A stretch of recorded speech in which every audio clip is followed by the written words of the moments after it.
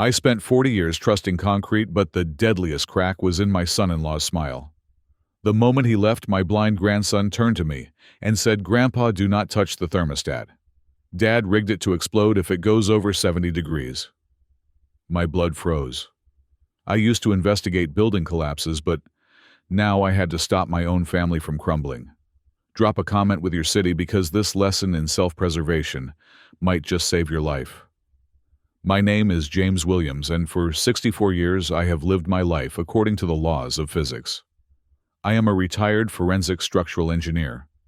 That means when a bridge collapses into a river or a high-rise parking garage pancakes into its own basement, people call me to find out why. I have spent 4 decades walking through dust and twisted rebar, reading the language of destruction. I know that concrete does not lie. Steel does not harbor secrets. If a beam fails, it is because the load exceeded the capacity, or the material was flawed, or the foundation was compromised. There is always a reason, and that reason is always mathematical, precise, and devoid of emotion. I thought I understood how things fall apart. I thought I knew what a catastrophic failure looked like before it happened. I was arrogant. I am standing in the living room of a house that feels less like a home and more like a sterile observation deck. It is perched on a jagged basalt cliff overlooking the Pacific Ocean here in Oregon. The architecture is aggressive, all sharp angles and floor-to-ceiling glass that stares out into the gray, churning void of the water below. My son-in-law, Marcus, calls it a masterpiece of modern living. He is a real estate developer, a man who speaks in buzzwords and glossy brochures. He bought this place 6 months ago and spent a fortune retrofitting it with a state-of-the-art automation system. He told me he did it for me to make the space safe and accessible for my golden years, as if I were a decrepit invalid, rather than a man who still chops his own firewood. The house hums. That is the first thing I noticed when I arrived this morning. It is not the comforting settling of wood framing or the groan of pipes expanding with heat. It is a low electronic frequency, the sound of 1,000 sensors processing data. The air inside feels scrubbed, recycled, and completely artificial. Marcus was standing by the wall-mounted interface panel, his finger tapping against the glass screen with a rhythmic, impatient sound.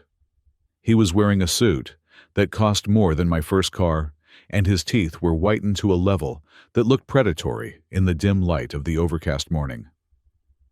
"James, are you listening?" Marcus asked, his voice smooth, practicing that polished patience he uses on zoning boards and investors. "This is the brain of the house. The HVAC system is fully integrated with the security protocols. It is a closed-loop environment." I leaned against the kitchen island, crossing my arms.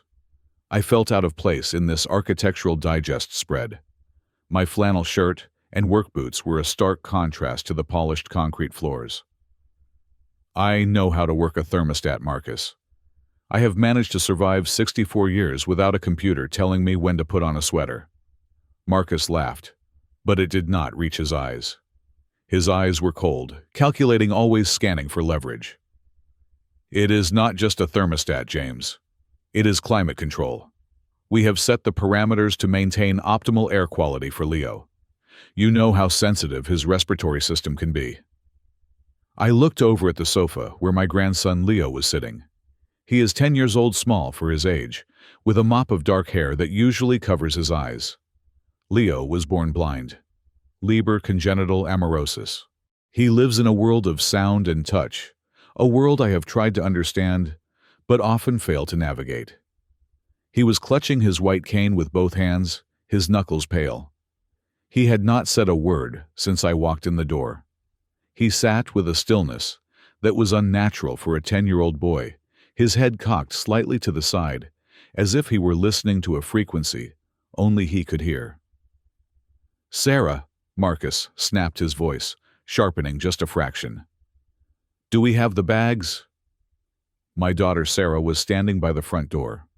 She looked like a structural element that had been subjected to dynamic loading for too long, fatigued, brittle, ready to shear. She was pale, her blonde hair pulled back in a severe bun that pulled at the skin of her temples. She was double-checking the locks on her suitcase, her hands trembling slightly. "Yes," she whispered. "Everything is in the car." "Good," Marcus said, turning back to me. He put a hand on my shoulder. His grip was firm, too firm. It felt like a clamp. "Look, James, we really appreciate you doing this. I know it is short notice, but this investors' summit in Zurich is critical for the new development. 1 week, 7 days. We will be back next Sunday." "I am happy to spend time with the boy," I said, stepping out from under his hand. I did not like being touched by him. "We will be fine. We will go fishing down at the reservoir if the weather holds." "No," Marcus said quickly. "No fishing. I want you to stay close to the house. The weather report says a storm front is moving in from the north. Heavy winds. I do not want Leo out on those trails when it gets slick. Plus, the system needs to calibrate. It learns your patterns. It is better if you stay inside so the sensors can adjust." He turned back to the panel, his obsession drawing him in like a moth to a bug zapper. "Pay attention to this, James. The temperature is currently set to 68 degrees. Do not touch it. The system is locked to a specific range for energy efficiency. If you try to override it manually, you might trip the security lockout. Just let the house do its job." 68 degrees, I repeated, trying to hide my irritation. "Understood. I will not touch your precious wall panel." "Excellent," Marcus smiled. It was a smile that didn't show any joy, just the satisfaction of compliance. I looked at Sarah. She was staring at Leo, her eyes wide and watery. There was a desperate energy radiating off her, a tensile stress building up to a fracture point. She took a step toward the boy, then stopped, glancing nervously at her husband. "Sarah," I asked softly. "You okay, honey?" She flinched. I just hate leaving him, Dad. It is a long flight." "He is in good hands," I said. "I raised you, didn't I? I haven't lost a kid yet." She forced a smile, but it looked painful. She rushed over to the sofa and knelt in front of Leo. She grabbed his face in her hands, kissing his forehead, his cheeks, his eyelids. "Leo, baby, listen to Grandpa. Be good. I love you so much. You know that, right? Mommy loves you more than anything." Leo did not react. He did not hug her back. He sat like a statue, his face blank, his blind eyes staring past her shoulder into the middle distance. It was heartbreaking to watch. The boy had retreated into himself years ago, building a wall of silence that I had never been able to breach. "We have to go, Sarah," Marcus said from the doorway. He checked his watch, a heavy platinum thing that probably cost more than my pension. "The driver is waiting. We cannot miss the slot." Sarah pulled away from Leo, wiping her eyes. She stood up, smoothing her skirt. She looked at me, and for a split second I saw pure terror in her eyes. Her mouth opened, her lips forming a word, but then Marcus cleared his throat. It was a sharp, guttural sound like a gavel hitting a bench. Sarah's mouth snapped shut. She looked down at the floor. "Bye, Dad," she mumbled. "Travel safe," I said, though the words tasted like ash. I felt a vibration in the air. In my line of work, we call it a harmonic resonance. It is what happens when the wind hits a suspension bridge at just the wrong angle, and the structure begins to vibrate in tune with the force-building energy until it tears itself apart. I felt that vibration now, right here in this living room. Something was wrong. The air was too heavy. The dynamic between them was too tight. It wasn't just marital tension, it was the frequency of impending collapse. Marcus grabbed the handles of the suitcases. "See you in a week, James. Remember, don't mess with the settings." He ushered Sarah out the door, his hand on the small of her back, steering her with a possessiveness that made the hair on my arm stand up. The heavy oak door clicked shut with the solid, expensive thud of a bank vault closing. I walked to the window. I watched them walk down the stone path to the waiting black sedan. Marcus tossed the bags in the trunk. Sarah got into the passenger seat without looking back. Marcus paused for a second, looking up at the house. He looked right at the window where I was standing. He couldn't see me through the reflective tint, but he smiled anyway. He gave a little wave to the empty glass, then got into the car. The engine purred to life. The car backed out of the driveway and disappeared down the winding road that led back to the highway. I stood there for a long time watching the empty road. The silence that settled over the house was absolute.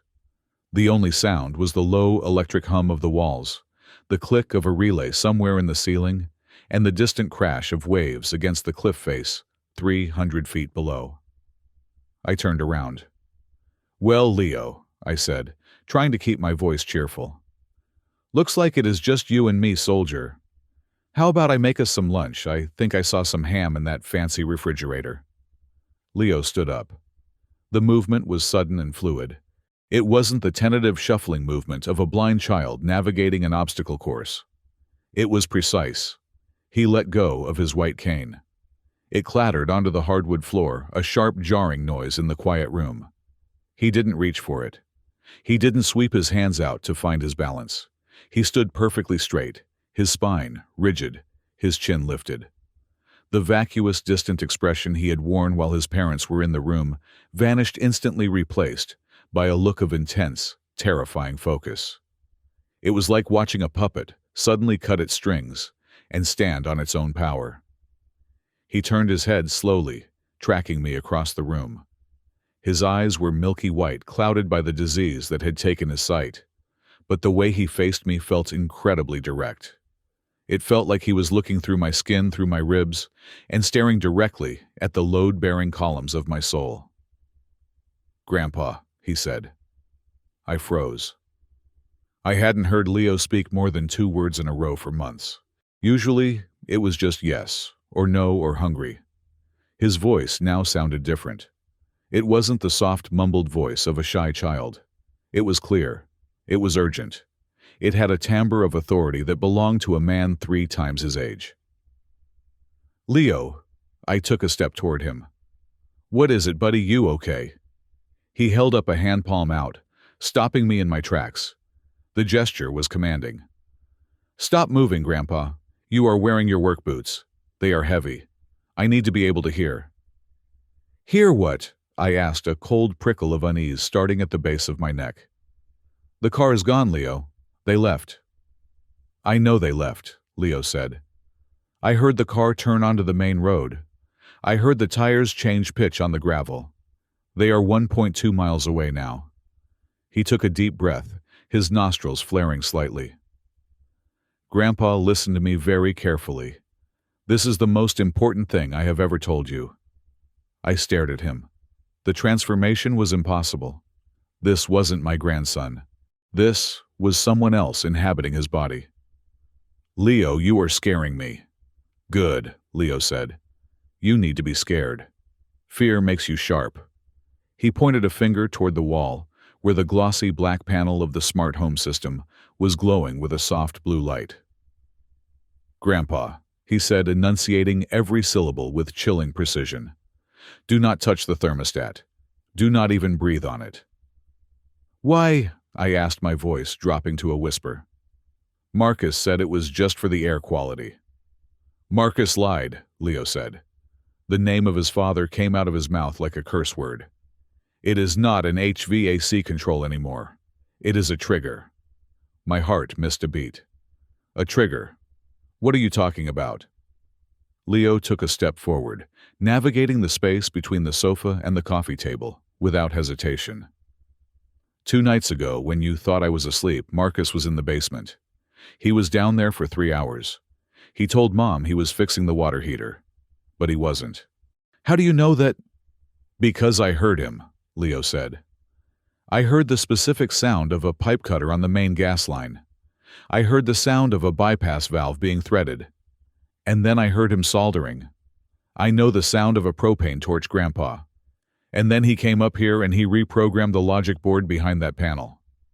The room seemed to tilt. I grabbed the back of the armchair to steady myself. "Leo, that's crazy. Why would he do that?"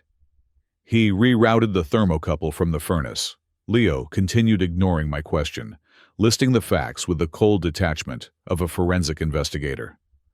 He wired it into the smart home central processor. He created a logic gate. If the ambient temperature in this house exceeds 70 degrees Fahrenheit, the system sends a voltage spike to the solenoid valve he installed on the gas main. I stared at the boy, my mind racing to catch up with the technical impossibility of what he was saying. But the engineer in me, the part of my brain that had spent 40 years analyzing failures, recognized the pattern. I looked at the wall panel. The blue digital numbers glowed innocently. Current temp, 68 degrees Fahrenheit. Target, 68 degrees Fahrenheit. A voltage spike, I repeated, my mouth dry. To a solenoid on a gas line. It is a fail-safe open valve, Leo explained. The spike will trip the breaker, killing the safety shutoff. The gas will flood the basement first. It will mix with the air. The pilot light on the water heater has been bypassed, but he left the electric igniter for the dryer active. Once the saturation reaches the explosive limit. Boom, I whispered. A catastrophic structural failure, Leo corrected me. The blast wave will blow the retaining walls out. The roof will collapse inward. The house will slide off the cliff and into the ocean.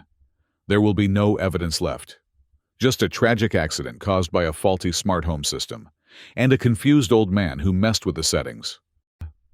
I looked at the thermostat again. 68 degrees. It is programmed to explode if it hits 70, I asked. Yes, Leo said. And Grandpa the storm front Marcus mentioned. It is not a cold front. It is a warm front coming up from the south. The ambient temperature outside is already rising. The house is a greenhouse. The sun is coming out from behind the clouds right now. I looked out the window. The gray sky was indeed breaking. A shaft of bright, warm sunlight pierced through the clouds and struck the glass wall of the living room. I could feel the radiant heat instantly. The house was a glass box. I looked back at the thermostat. The number flickered. Current temp, 69 degrees Fahrenheit. He didn't just leave us here to babysit, Leo said, his voice dropping to a terrified whisper that finally sounded like a 10-year-old child. He left us here to die. We have maybe 20 minutes before the sun heats this room up another degree. I looked at my grandson, really looked at him for the first time. The crack I had sensed earlier wasn't in the air. It was in the foundation of my entire reality. The concrete of my life, my family, my trust, my safety, had just pulverized into dust. I wasn't an engineer anymore. I was a man standing inside a bomb, and the timer was the sun itself. Okay, I said, my voice steadying as the old combat instincts from a lifetime of disaster management kicked in. Okay, Leo. I believe you. I looked at the thermostat. 1 degree. 1 degree between life and death. We need to get to the basement, I said. No, Leo said. We can't open the door to the basement. He rigged the door sensor too. If we open it, the pressure change trips the igniter immediately. I froze. So we are trapped. We aren't trapped, Leo said, turning his face toward the kitchen. We are under siege, and we are going to fight back. I stood there for a moment, the silence of the house pressing against my eardrums. My mind, trained to analyze stress loads and sheer forces, was struggling to accept the data point my grandson had just provided. A bomb, a gas explosion rigged to a thermostat. It sounded like the plot of a cheap paperback novel, not the reality of a Saturday morning in Oregon. The skepticism was a reflex, a defense mechanism. I looked at Leo, a 10-year-old boy clutching a stuffed elephant, standing in the middle of a sun-drenched living room. It was easier to believe that he was traumatized, imaginative, or perhaps seeking attention than it was to believe that my son-in-law had turned this architectural showpiece into a cremation chamber. Leo, I said, keeping my voice low and level, the way I used to talk to panicked construction foremen. That is a very serious thing to say. Are you sure you did not just have a nightmare? Marcus is a businessman. He cuts corners, sure, but he is not a murderer. Leo did not stomp his foot or scream to be believed. He simply reached out and found my hand. His grip was small, but surprisingly strong, his fingers calloused from navigating the world by touch. "You do not believe me," he stated, not as a question, but as a fact. "You think because I cannot see the world I do not understand it. Come with me. The service entrance to the utility room is through the pantry. The sensor there is faulty. I heard Marcus cursing at it last week because the contact plate is loose. It won't trip the alarm if we slide it slow." I let him lead me. It was a humbling reversal of roles. Usually, I was the one guiding him, warning him of steps and table edges. Now he was towing me through the hallway, moving with a fluid confidence that unnerved me. We reached the pantry. Leo knelt down and ran his fingers along the baseboard until he found the hidden latch for the utility access panel. He didn't fumble. He slid the panel back with an agonizingly slow motion millimeter by millimeter, bypassing the magnetic contact he claimed was loose. There was no beep, no alarm, just the dark, gaping maw of the stairwell leading down into the foundation. "Light, please," Leo whispered. I pulled the heavy-duty LED flashlight from my belt. I never went anywhere without it. It was a habit from 40 years of crawling into crawl spaces and inspecting cracked support beams. I clicked it on. The beam cut through the darkness, illuminating the raw concrete stairs. "Watch your head on the third step," Leo warned as we descended. "The ductwork hangs low. I can hear the air rushing through it differently there." We reached the concrete floor of the basement. It was cooler down here, the air smelling of dust and uninsulated copper. The hum of the house was louder, a mechanical heartbeat that seemed to originate from the massive HVAC unit in the corner. It was a beast of a machine, a high-efficiency furnace and climate control system that looked more like a server rack than a heater. "Over there," Leo pointed. He was pointing blindly, but his accuracy was chilling. "The main gas feed, where the yellow pipe meets the black box." I walked over, aiming my light at the tangle of pipes. At first glance, it looked like a standard installation. Clean lines, color-coded valves, pressure gauges reading normal. But then I leaned in closer. I adjusted the focus of my beam. Leo spoke behind me, his voice echoing slightly in the concrete chamber. "I was sitting on the stairs 2 nights ago. It was 2 in the morning. I heard the door open. I heard Marcus's breathing. It was fast, shallow, like he was scared. Then I heard the tool case open. The zipper stuck a little bit. Then the torch." "The torch," I muttered, tracing the gas line with my finger. "Yes. And then the sound of metal grinding on metal. A pipe cutter. But not a clean cut. He was struggling with it. He stripped the threading on something. I heard the squeal of the brass fitting.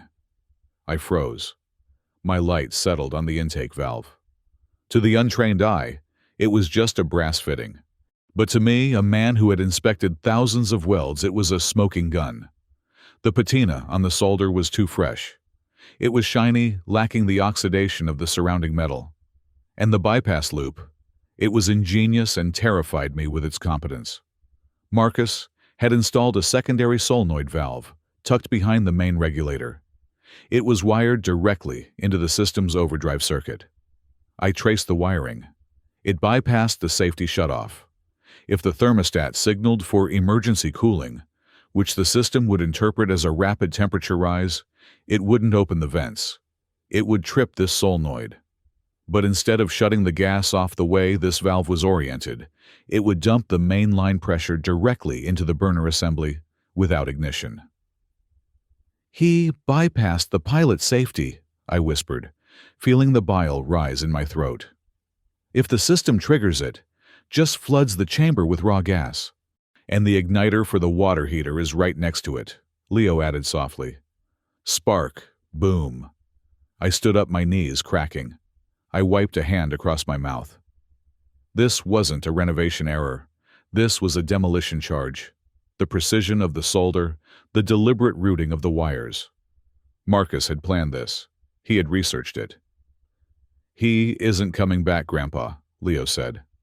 I turned the light on the boy. He stood in the dark, looking small and fragile in his striped t-shirt. "What do you mean?" he said 1 week. "The conference in Zurich." Leo shook his head. "There is no conference. There is no Zurich." He bought 2 tickets. One way. Aeromexico Flight 492.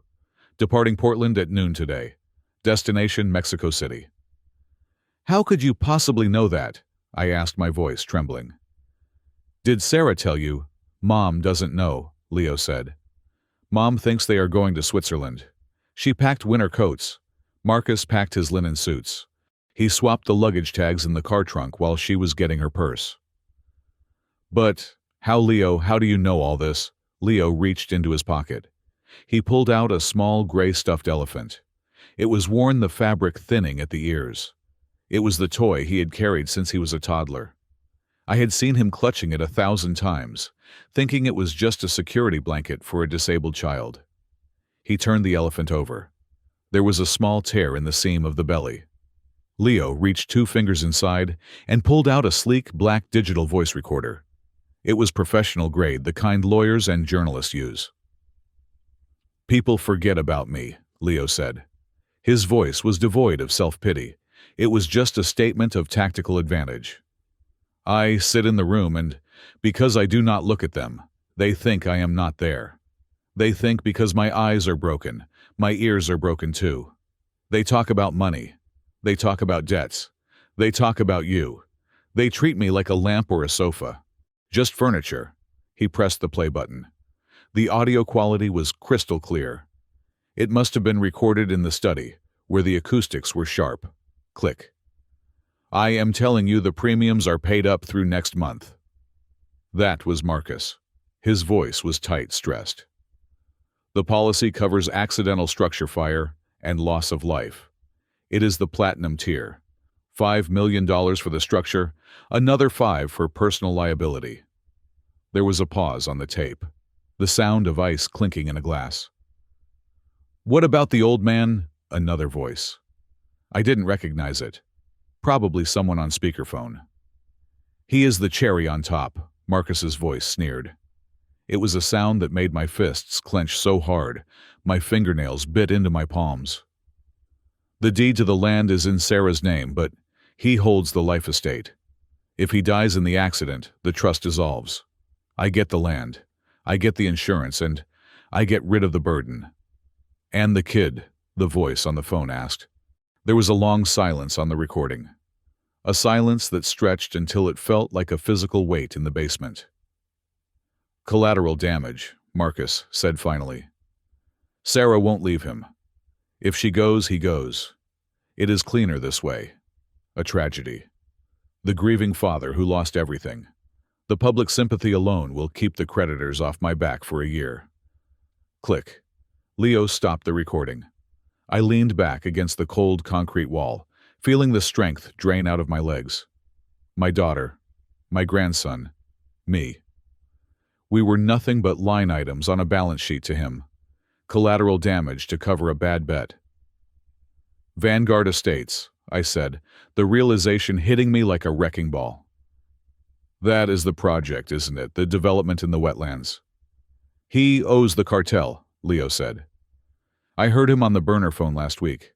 They gave him until the end of the month. He dug a hole, Grandpa. A deep one. And he is using our bodies to fill it." I looked at the recorder in Leo's hand. I looked at the bypass valve on the gas line. I had spent 40 years looking for the truth in the rubble, trying to understand why things broke. I had always assumed that destruction was impartial. Gravity doesn't hate you. Wind doesn't hate you. But this was engineered malice. I felt a wave of shame wash over me, hot and stinging. For 10 years I had looked at this boy and seen a tragedy. I had seen a broken thing that needed pity. I had visited on Sundays, patted his head, brought him toys he couldn't see, and then went home to my quiet life, grateful that I didn't have to deal with the daily burden of his care. I had underestimated him. I had dismissed him.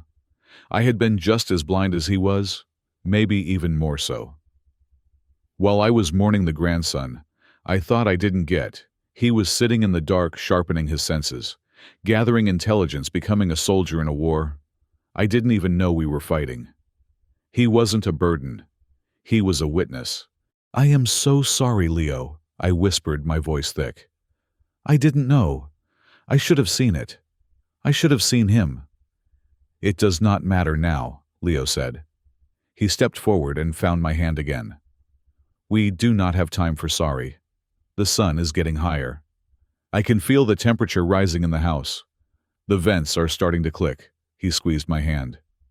"We have to disable this, but Grandpa, you have to promise me something." "Anything," I said. "Do not let them come back," Leo said. His face was turned up toward mine, and even though his eyes were unseeing, the intensity in them burned. "If this plan fails, if the house does not blow up, Marcus is going to come back. And if he comes back, he is not going to use a gas leak next time. He will use his hands. He will fix his mistake. You cannot let him walk through that door." "I won't," I said. The engineer in me was retreating, and something else was taking its place. Something older. Something darker. The part of me that had served in the Marines before I ever picked up a slide rule. "He declared war on this family, Leo. He just doesn't know who he is fighting yet." 70 degrees, Leo reminded me. "We are at 69.5. I can hear the relay switch humming. It is priming." "Let's get to work," I said. I raised the flashlight. "Hold the light steady for me, soldier. I am going to show you how to dismantle a bomb." I grabbed the pipe wrench from the wall. It was heavy, cold steel. It felt good in my hand. It felt like a weapon. We weren't just going to survive this. We were going to turn this house into a fortress, and God help Marcus when he tried to breach the perimeter. I grabbed Leo's hand, my grip tight enough to whiten my knuckles. We needed to evacuate the main structure immediately. The basement was a ticking clock, and the living room was a solar oven cooking us towards 70 degrees. I led him out the back door, moving with the hurried efficiency of a site foreman, clearing a crew before a blast. We crossed the manicured lawn, the grass lush and damp against my boots, and headed for the old tool shed at the edge of the property line. This shed was the only thing on the acre that Marcus hadn't touched. It was a relic from the previous owner, built of rough-hewn cedar and smelling of gasoline, sawdust, and honest work. It was not smart. It was not connected to the cloud. It was dumb, analog, and safe. "Stay here," I told Leo, sitting him down on a stack of potting soil bags. "Do not move. Do not touch anything sharp. I am going back in." Leo tilted his head, his ears twitching like radar dishes. "Why, it is dangerous." "Because I need to know the extent of the damage," I said, checking the battery on my flashlight. "I need to perform a site inspection. If I am going to dismantle this trap, I need to know exactly how he wired the kill switch." I left him there, surrounded by the smell of rust and oil, and walked back toward the glass and steel coffin Marcus called a home. I slipped into my professional persona. I was no longer a grandfather. I was a forensic engineer entering a collapse zone. My job was to identify the failure points. I entered through the garage, bypassing the main sensors. My first stop was the electrical panel in the utility closet. I popped the cover. It was a mess of high-end circuitry, but my eyes went straight to the fire suppression system. The house was equipped with a sophisticated sprinkler system, mandatory for a property this size in a wildfire zone. I traced the lead wires. They had been severed. Not just cut, but stripped back and capped with black tape so it looked like an unfinished maintenance job. Then, I checked the backup battery for the smoke detectors. Gone. The housing was empty. Marcus hadn't just rigged the gas to explode. He had ensured that once the fire started, the house would be blind and mute. No alarms, no water. Just fire consuming everything until the structure failed. I moved to the main floor. The sun was beating against the west-facing windows. I approached the massive sliding glass doors that looked out over the ocean. These were smart windows, electrochromic glass that could tint on demand. I found the manual override panel near the curtain rod. I popped the faceplate off with my pocket knife. Behind the plastic, I found a jumper cable bridging two terminals. I recognized the wiring configuration immediately. It was a normally closed loop. Son of a bitch, I whispered. He had programmed the windows to lock down. If the system triggered an alarm, or in this case if the temperature spiked, the electronic deadbolts would engage. These windows were impact-resistant hurricane glass. You couldn't break them with a chair. You would need a sledgehammer and 20 minutes of hard labor. If the gas ignited, the pressure wave wouldn't blow the windows out immediately. It would turn the living room into a pressure cooker. We wouldn't just burn, we would be crushed by the overpressure before the fire even touched us. I pulled out my old combustible gas detector from my belt pouch. It was a brick of a device yellow plastic, scratched from 30 years of use in tunnels and elevator shafts. I trusted it more than I trusted any digital readout. I walked the perimeter of the living room, holding the sensor near the floor vents. Beep, beep, beep. The reading was low, 5 parts per million. It was just background noise right now. But the valve in the basement was primed. As soon as that solenoid tripped, the concentration would jump to explosive levels within 60 seconds. The house was breathing in, holding its breath, waiting to exhale fire. I went into the kitchen. I needed to think. I needed to call for help. I picked up the landline phone on the counter. There was no dial tone, just a dead, hollow silence. I pulled the phone away from the wall. The cord had been cut, sliced clean with a razor blade, right where it entered the jack. I reached for my cell phone. I looked at the signal bars, searching. That was impossible. I always had 3 bars of service here. The cell tower was visible on the next ridge less than 4 miles away. I walked to the window, still searching. I walked out onto the patio, searching. I went back inside and found Leo's stash of evidence on the table. The recorder, the papers. I thought about what Leo had said earlier. Marcus installed a Wi-Fi booster. I walked to the hallway console where the router sat. Next to it was a sleek black box with blinking green lights. It looked like a standard mesh network node. But when I turned it around, I saw no Ethernet ports. No manufacturer branding, just a heavy shielded casing. I recognized it from a job I did at a secure government facility 2 years ago. It wasn't a booster. It was a wide-spectrum signal jammer. It was flooding the local frequencies with white noise, blocking everything from cellular signals to Wi-Fi to police scanner frequencies. We were in a digital black hole. I felt a cold rage settling in my gut. This wasn't a crime of passion. This wasn't a desperate man making a mistake. This was a demolition project. Marcus had approached the murder of his family with the same meticulous planning he applied to leveling a city block for a strip mall. He had accounted for every variable: communication, egress, suppression. I needed to check on Sarah. I needed to understand why she had walked out of here like a zombie. I ran back to the shed. Leo was sitting exactly where I left him, his head cocked to the side, listening to the wind in the trees. "Leo," I said, kneeling in front of him, "I need you to tell me about your mother." "You said she was taking vitamins," Leo nodded. "Every morning. Marcus gives them to her. He says they are for her stress. They are blue capsules. She started taking them 3 months ago. Since she started, she sleeps 14 hours a day. She forgets things. Sometimes she forgets to feed me." He paused, his voice trembling slightly. "She isn't mean, Grandpa. She just isn't there. It is like she is walking underwater." "Benzodiazepines," I said to myself. Or maybe something stronger. He was keeping her sedated, compliant, pliable. She wasn't an accomplice, she was a hostage in her own body. That explained the glassiness in her eyes, the way she flinched when he spoke. He had been chemically restraining her for months, breaking down her resistance, so she wouldn't question the sudden trip that changed plans, or the fact that she was leaving her disabled son behind. "Grandpa," Leo said, reaching out to touch my arm.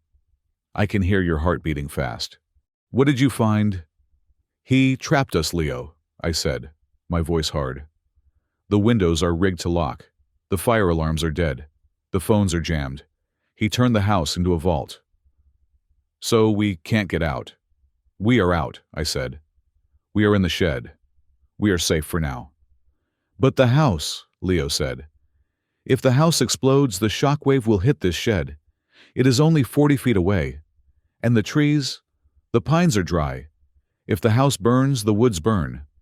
We can't outrun a forest fire, Grandpa. Not with me." He was right. I looked at the dense timber surrounding the property.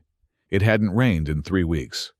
If 5,000 square feet of timber and luxury furnishings went up in a gas explosion, it would ignite the canopy instantly. The firestorm would consume this shed in minutes. The wind was blowing inland, pushing the fire right toward us. "We have to stop the house from exploding," I said. "We can't just run. We have to neutralize the threat." I stood up and paced the small dirt floor of the shed. I needed a plan. I needed to think like an engineer, not a victim. I saw a roll of blueprints tucked into a shelf above the workbench. They were the original plans for the renovation. I pulled them down and spread them out on the dusty floor. I shined my flashlight on the architectural drawings. I saw the red ink markings Marcus had made. Proposed landscape changes. I traced the lines. He had installed heavy stone planter boxes along the patio perimeter. He had added a decorative retaining wall across the driveway entrance. He had planted dense, thorny hedges under the ground floor windows. At the time, I thought it was just bad taste. Now I saw it for what it was.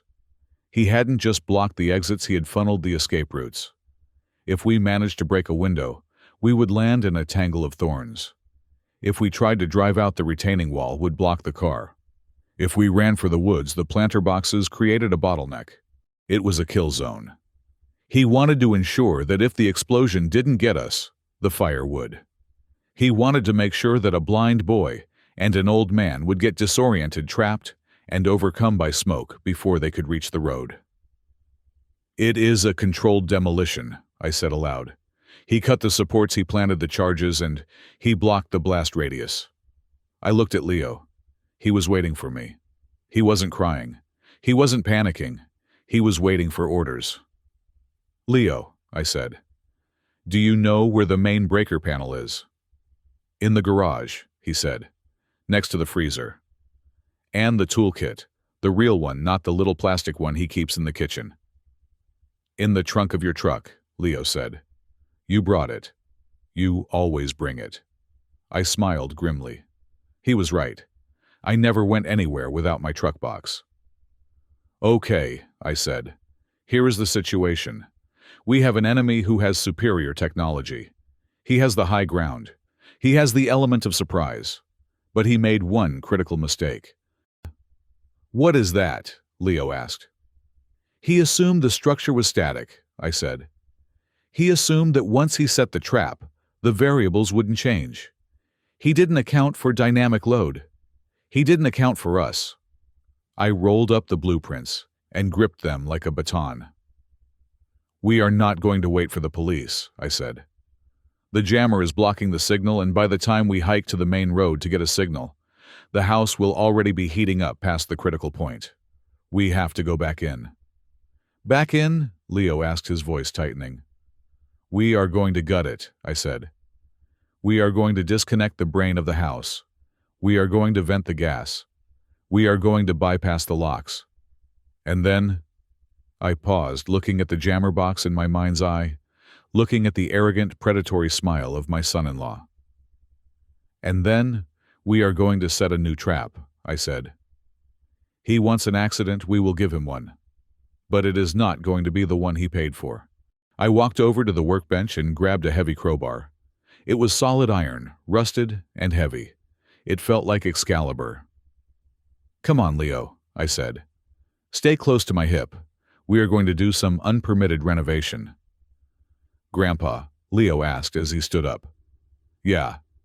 Can I break something?" I looked at the boy. The fear was gone from his face, replaced by a cold, hard determination that mirrored my own. "Yeah, kid," I said. "You can break whatever you want." We stepped out of the shed and marched back toward the house. The sun was higher now. The windows of the house were dark and reflective, looking like the eyes of a giant insect. The house was alive, humming with its malicious code, waiting for the temperature to tick up one more degree. It didn't know that the demolition crew had just arrived. I looked at the dense tree line surrounding the property. The wind was picking up, whipping the tops of the Douglas firs into a frenzy. Dark, bruised clouds were stacking up against the coastline, promising a storm that would turn the ravine behind the house into a mudslide waiting to happen. I looked at Leo. He was shivering slightly in his t-shirt, clutching my hand. The terrain out there was steep, covered in slick moss and loose shale. Even with two good eyes, it was treacherous. For a blind 10-year-old boy in a storm, it was a death sentence. If we ran, we would be exposed slow and vulnerable to the elements, or to anyone Marcus had watching the road. "We are not running," I said, my voice cutting through the rising wind. "But the house," Leo said, turning his head toward the glass structure that was humming with heat. "The house is a machine," I said, "and machines can be broken. We are going to stay. We are going to fight." I led him back toward the garage entrance. I needed to explain the strategy to him, in a way he would understand, in a way that would stop his hands from shaking. "Leo, listen to me," I said, pausing at the threshold. "In engineering, a structure stands because all the forces acting on it are in equilibrium. Gravity pushes down, the ground pushes up. Wind pushes sideways, the bracing pushes back. Right now, Marcus has introduced an unbalanced force. He has rigged the game. Our job is not to run away. Our job is to restore the balance. We are going to re-engineer his trap." We went into the garage. The air was stiflingly hot. The first priority was the fuel source. I walked to the main gas manifold that fed the house. The automatic valves were controlled by the smart system, but by code, there had to be a manual shutoff lever. I found it behind a stack of storage crates. It was an old red iron lever caked in dust. "I need your ears, soldier," I said. "I am going to turn this. I need you to listen to the pipe. If the valve is corroded inside, it might not seal all the way, or worse, the stem might snap if I force it. I need you to tell me if you hear the gas stop flowing or if you hear a leak." Leo stepped up to the pipe. He placed his ear directly against the cold metal. "Ready." I gripped the lever. It was stuck fast.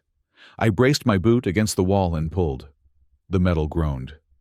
"Wait," Leo whispered. "I hear stress in the metal. It is screaming." I eased off. "Okay, steady pressure." I tried again, slower this time, applying torque with my legs, not just my arms. The lever gave a millimeter, then an inch. Then, with a screech of rust, it turned 90 degrees to the off position. "Listen," I commanded. Leo closed his eyes. The garage was silent except for our breathing. "The rushing sound stopped," he said after 10 seconds. "It is quiet, no hissing. You killed it." I let out a breath I didn't know I was holding. Step 1 complete. We had cut the fuel. The house wouldn't explode, but the trap was far from disarmed. The windows were still locked. The jammer was still active, and Marcus was still out there. "Next is the brain," I said. I moved to the electrical panel. This was a 200-amp service panel. I opened the gray metal door. Dozens of breakers were labeled in neat, printed font: kitchen, HVAC security server room. "If we cut the power, the smart locks might disengage," I said. "Or they might default to a locked state. But either way, it kills the cameras. It kills the sensors. It kills the jammer. And the lights," Leo added. "It will be dark." "Yes," I said. "It will be pitch black in the interior rooms." "Good," Leo said. A small, fierce smile touched his lips. "I am faster in the dark." I reached for the main breaker at the top of the panel. I gripped the heavy plastic switch. "Lights out," I threw the switch. A loud thunk echoed through the garage. The hum of the refrigerator died. The low electronic whine of the smart system vanished. The silence that followed was heavy and absolute. The blue light from the wall panels faded to black. The house was dead. We moved into the hallway. It was dim, lit only by the gray stormlight filtering through the windows. I felt a sense of relief. The oppressive feeling of being watched by the cameras was gone. Stay close, I said. I need to get something from the den. I navigated by memory to the gun cabinet in my office. I kept a Remington 700 bolt-action rifle there. It was an old hunting rifle, reliable and accurate. I hadn't fired it in years, but I kept it oiled. I opened the glass door and pulled the rifle out. It felt solid and reassuring in my hands. I worked the bolt to check the chamber. The bolt slid back smoothly. I looked into the mechanism. My stomach dropped. The firing pin was gone. The bolt face was empty. It was a useless stick of wood and steel. "He took it," I said, slamming the bolt forward. "He stripped the firing pin." "He knew you would go for it," Leo said from the doorway. "He thought of everything," I muttered, leaning the useless rifle against the wall. "He didn't just want to kill us, he wanted to make sure we were helpless." "We are not helpless," Leo said. "We have the house. You said we need to balance the forces." He was right. I couldn't shoot my way out, and I couldn't call for help. I had to fortify. "The front door," I said. "It is the weak point. If he comes back and finds the house didn't blow, he is going to come through that door. The electronic lock is dead, which means the mechanical latch is the only thing holding it. One kick and he is in."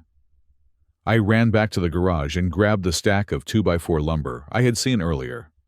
I grabbed a hammer and a box of 16-penny nails from my truck box. "We are going to shore it up," I told Leo. "Mining style." I dragged the wood to the front entry. I didn't just nail a board across the frame. I built a crib. I wedged timbers between the door and the opposite wall of the hallway, creating a compression strut. I braced the frame from the floor up. I used the principles of load distribution I had learned in the coal mines of West Virginia 40 years ago. By the time I was done, you would need a battering ram or a stick of dynamite to get that door open. "James," Leo called out. He was standing near the entertainment console in the living room. "Yeah, buddy." "The power is off, but the green light on the audio receiver is still on," he said. I walked over. He was right. The high-end audio system Marcus had installed was plugged into a massive, uninterruptible power supply, a battery backup meant to protect the expensive equipment from surges. "It has battery power," I said. "So what?" "This is a multi-zone system," Leo said, his fingers tracing the buttons on the receiver. "There are speakers in every room, the hallway, the bedroom, even the porch outside. We can choose where the sound goes." "And then I have my recorder," Leo said. "We can play things. We can make sounds come from places where we aren't. We can make him look the wrong way." I looked at the boy. He was thinking tactically. He was turning the environment into a weapon. "That is brilliant," I said. "We will set it up. But first there is one more thing I need to know. I need to know the full scope of why he is doing this. I need to see the papers." We went to Marcus's office. The heavy steel safe sat in the corner. I had never known the combination. "I can crack it," I said, eyeing the dial. "But it will take time I might not have. I need a stethoscope." "No," Leo said. "I know the code." I looked at him. "He told you?" "No. He punched it in yesterday while I was sitting in the chair. He thought I was asleep. But I heard the beeps." "It is a digital keypad," I said. "All the keys sound the same." "No, they don't," Leo corrected me. "The keypad membrane is tighter on the corners. The numbers 1, 3, 7, and 9 have a slightly higher pitch. The number 5 is lower because the spring is worn out." He pressed 4 high notes and 1 low note. "That is thousands of combinations, Leo." He pressed the top left, then the top right, then the bottom left, then the bottom right, then the middle. Leo mimed the movement in the air. 1, 3, 7, 9, 5. I stared at him. The geometric pattern. It was an X. Of course. Marcus was arrogant, but he was also lazy. I walked to the safe. I punched in the numbers. 1, 3, 7, 9, 5. The solenoid clicked. The heavy door swung open. I pulled out the stack of file folders. I sat on the floor and opened them, angling the papers toward the window, to catch the fading light. It was worse than I thought. It wasn't just gambling debts or cartel loans. It was systemic fraud. I found a mortgage document for this house. My name was on the title line, but the signature at the bottom wasn't mine. It was a forgery, a good one, but the pen pressure was all wrong. He had taken out a second mortgage on the property for $1.5 million. Then, a home equity line of credit for another $500,000. He had leveraged every square inch of equity I had worked 40 years to build. "What is it?" Leo asked. "He stole the house, Leo," I said, my voice cold. "He forged my name. If I die, the insurance pays off the mortgage. The house is debt-free. And since he is Sarah's husband, he inherits the land. He needs me dead to wash the debt clean." I flipped the page. There was a life insurance policy on Leo. $200,000. Accidental death rider. My hands shook. He had put a price tag on his own son's head. $200,000. That was what Leo's life was worth to him. A down payment on a new sports car. "He didn't just want the money," I said, closing the file. "He wanted to erase us. He wanted to wipe the slate clean so he could start over, without the baggage of a sick wife and a blind son." I stood up, shoving the papers into my vest pocket. "He is not just a thief. He is a monster." I walked to the window, careful to stay in the shadows. I looked down the long, winding driveway that led to the main road. The storm was really blowing now, rain lashing against the glass. At the very bottom of the hill, parked on the shoulder of the county road, was a gray sedan. It wasn't moving. It was just sitting there, facing up the hill. I squinted. I saw the glint of glass. Binoculars. "We are being watched," I said. "There is a car at the bottom of the hill. He hired a spotter." "To make sure the house blows up," Leo said. "And to tell him if it doesn't," I said. "The spotter is going to call him. He is going to tell Marcus that the house is still standing, that the lights are out." "And then Marcus will come back," Leo said. "Yes," I said. "He is coming back to finish the job." I turned away from the window. The fear was gone. The shock was gone. All that was left was the cold, hard geometry of the situation. We were 2 points of resistance in a collapsing system. "Let him come," I said. "We have the darkness. We have the house, and we have each other." I looked at the pile of tools we had gathered. A hammer, a crowbar, a nail gun, a box of screws. "Leo," I said, "we are going to turn this place into a nightmare. I want you to go to the kitchen, get the cooking oil, all of it, and the flour, and that bag of glass marbles you play with." "What are we going to do?" Leo asked. "We are going to prepare the surface," I said. "He wants to walk into this house fine, but he is going to have to crawl." The gray sedan, parked at the bottom of the hill, was not just a passive observer. It was a relay switch in a circuit of death. As I watched the glint of binoculars through the rain-slicked window, I understood the communication loop. The spotter was checking his watch. The sun had been up for hours. By Marcus's calculations, the greenhouse effect should have triggered the thermostat 60 minutes ago. The house should have been a crater. But the house was still standing defiant and dark against the bruised sky. That meant the plan had failed. And in the logic of a man like Marcus, a failed demolition does not mean you abandon the project. It means you send in the ground crew. "He knows," I said, stepping back from the curtain. "The spotter is telling him right now. Target intact. No smoke, no fire." Leo was standing by the kitchen island, his head tilted. "So he is coming back." "He has to," I said. "He cannot leave us alive. If we survive, we talk. If we talk, he goes to prison for life. He is cornered. And a cornered man is the most dangerous kind of structural failure."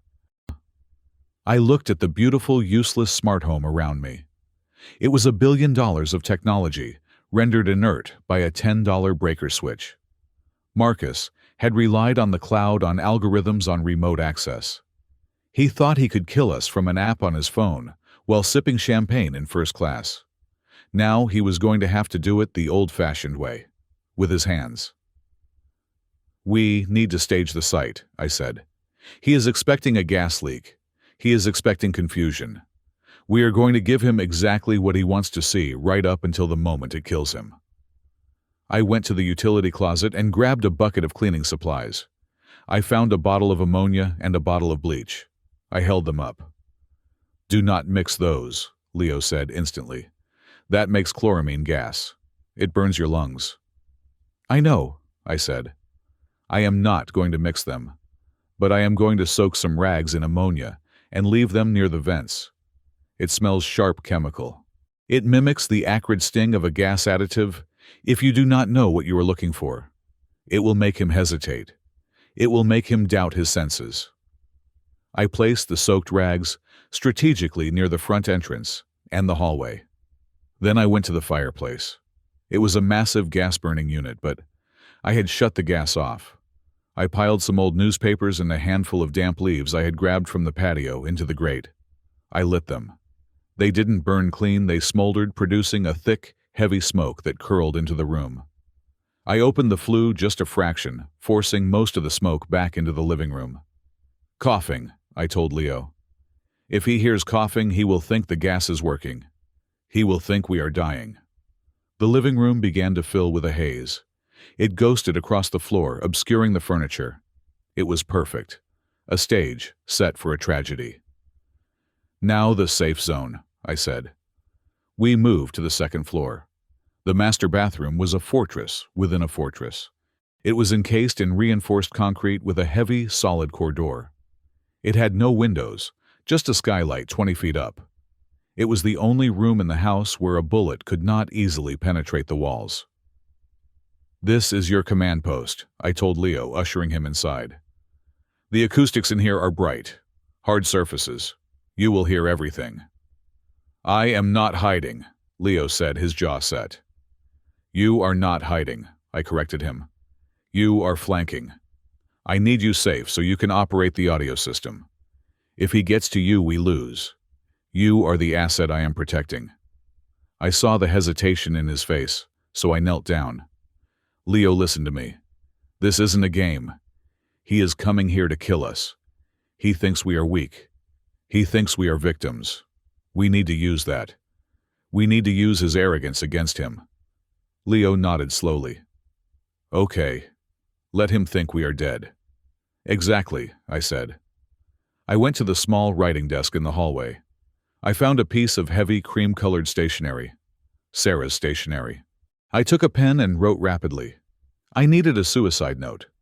A fake confession that would explain the bodies if Marcus succeeded, but would serve as a damning piece of evidence if the police found it first.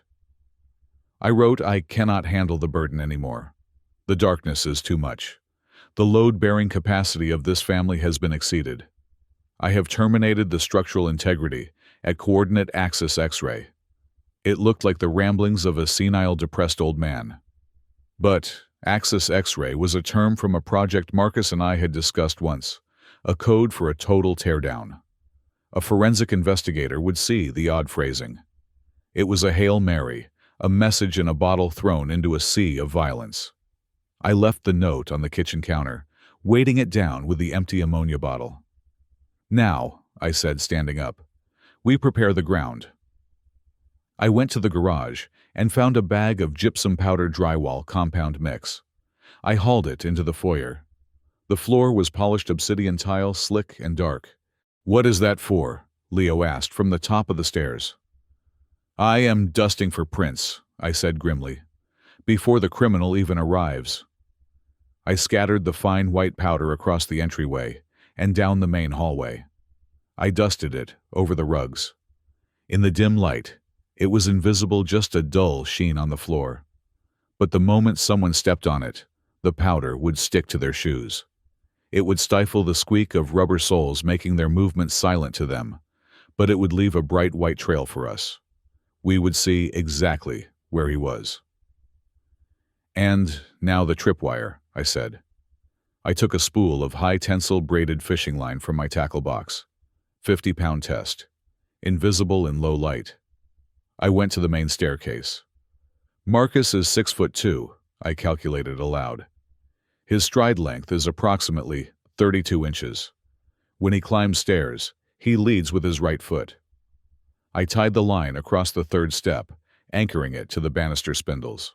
I set it exactly 8 inches off the tread. Not high enough to catch his knee, which he might feel, but low enough to catch the instep of his boot. It was a geometry of pain. "If he runs up these stairs," I said, plucking the line. It made a low, tight thrum. "He is going to have a very bad landing." "What if he sees it?" Leo asked. "He won't," I said. "Because the lights are out, the smoke is thick, and he will be wearing a mask. If he thinks there is gas, he will have his face covered. His peripheral vision will be zero." I moved back to the landing. I looked at my work. The house was no longer a home. It was a gauntlet. The smoke was thickening, stinging my eyes. The smell of ammonia and burnt paper was nauseating. It felt like a war zone. "James," Leo whispered. I turned. He was standing in the doorway of the bathroom. "Why?" he asked. "Why does he hate us this much? Is it just the money?" I walked up the stairs, stepping over my own tripwire. I put my hands on his shoulders. "It is not hate, Leo," I said.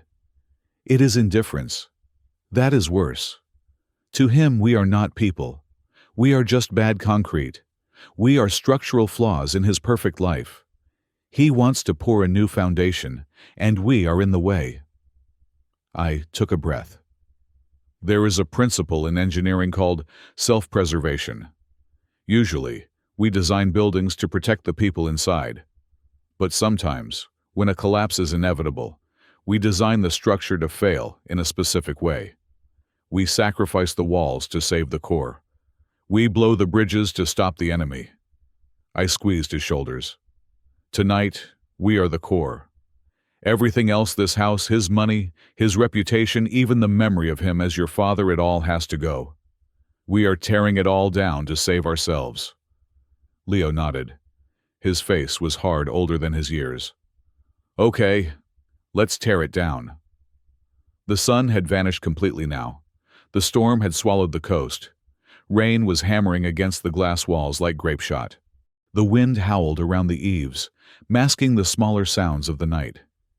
And then I heard it. It was faint at first, cutting through the wind, the crunch of tires on gravel. Not the slow, cautious approach of a visitor, but the aggressive, fast approach of a man on a mission. "He is here," Leo hissed. I checked my watch. 7 in the evening. Darkness had fallen completely. The house was a black void. I moved to the window on the landing, peering through the slats of the blinds. Twin beams of LED headlights cut through the rain. A black SUV, not the sedan he had left in, but a rental, skidded to a halt in front of the garage. The engine cut. The lights died. For a long moment, nothing happened. He was sitting in the car watching the house. He was looking for signs of life. He was looking for lights, for movement, for the fire trucks that should have been there. Instead, he saw a dark, silent house leaking smoke from the chimney. The car door opened. The interior light flashed on for a second, illuminating a figure. It was Marcus. He was alone. Sarah was not with him. He had left her at the airport or a hotel or somewhere else. He had come to do the dirty work solo. He stepped out into the rain. He was wearing a dark raincoat and, just as I had predicted, a full-face respirator mask. In his right hand, he held a long silver object, a suppressor, a silencer screwed onto the end of a pistol. My blood ran cold. He wasn't coming to check on us. He was coming to execute survivors. "He has a gun," I whispered to Leo. "Silenced. Get in the bathroom. Lock the door. Do not open it unless you hear the secret knock. 3 quick, 2 slow." "What are you going to do?" Leo asked, backing into the shadows. "I am going to welcome him home," I said. I slipped into the alcove at the top of the stairs, clutching the heavy iron crowbar. I pressed myself against the wall, merging with the shadows. I controlled my breathing. In, out, in, out. The front door handle turned. It was locked. I heard a muffled curse, then a heavy thud as he kicked the door. The cribbing I had built held fast. The door shuddered but didn't open. Another kick, harder this time. The wood groaned. "Come on, Marcus," I thought. "Get angry. Get sloppy." He stepped back. I heard the distinct pop, pop, pop of the silenced pistol. He was shooting the lock mechanism. He fired 3 rounds into the deadbolt. He kicked it again. The door swung open with a crash of splintering wood. Wind and rain exploded into the foyer, swirling the white gypsum powder into a ghost cloud. Marcus stepped inside. He stood there, framed by the storm, a dark silhouette with a gas mask and a gun. He raised the weapon, scanning the dark hallway. He took a step forward. His boot landed on the tile. He didn't hear the crunch of the powder, but I saw it. A perfect white footprint appeared in the darkness.